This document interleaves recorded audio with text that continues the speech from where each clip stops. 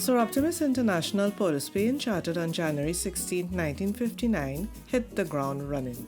These ladies, led by Dame Audrey Jeffers, were all volunteers at the top of their professions and made contributions to the Constitution Conference at Chaguaramas in 1960 by presenting memoranda on legislation pertaining to the status of women, the status of children, divorce, education, citizenship, and social welfare.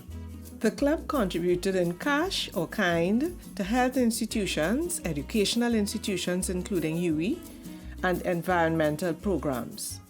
They held programs in communities highlighting urgent concerns on discrimination, domestic violence, consumer protection, employment, unemployment, and all forms of abuse.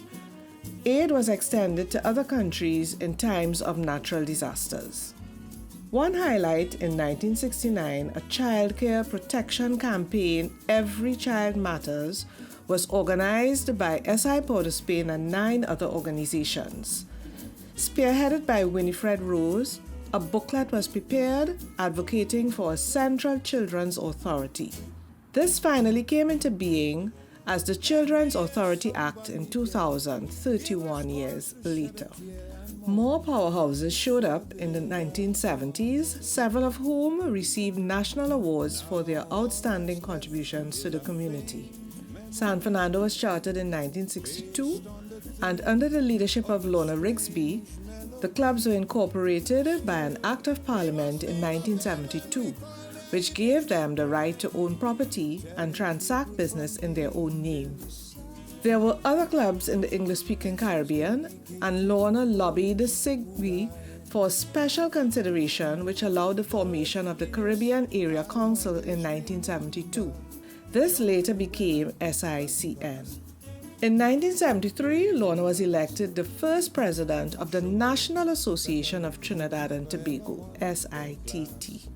That year, SI Port of Spain was consulted on the draft constitution for establishment of the Republic of Trinidad and Tobago. The press highlighted contributions of Ms. Louise Horn on what needed to be changed in the existing Matrimonial Proceedings and Property Act of 1971, the Trinidad and Tobago Citizenship Act 1972, Marriage Ordinance Chapter 29, Number 2, and Immigration Act 41 of 1969. Soroptimists were represented on the National Commission on the Status of Women 1974. Major concerns were the improvement of the status of women, recognition of women's rights and freedoms, women's participation in society, equal opportunities for women, and the principle of equality of men and women. For the first celebration of International Women's Day in 1975, SI Port of Spain prepared a 4-part statement which was forwarded to the National Commission. Women in Agriculture by Bernice Dolly, MOMOBE. Women in Government Service by Lorna Rigsby, MOM. Women in Domestic Service in Private Households by Louise Horn, MOM. The Unmarried Mother, Her Role and Function as Breadwinner by Justice Monica Barnes, SC.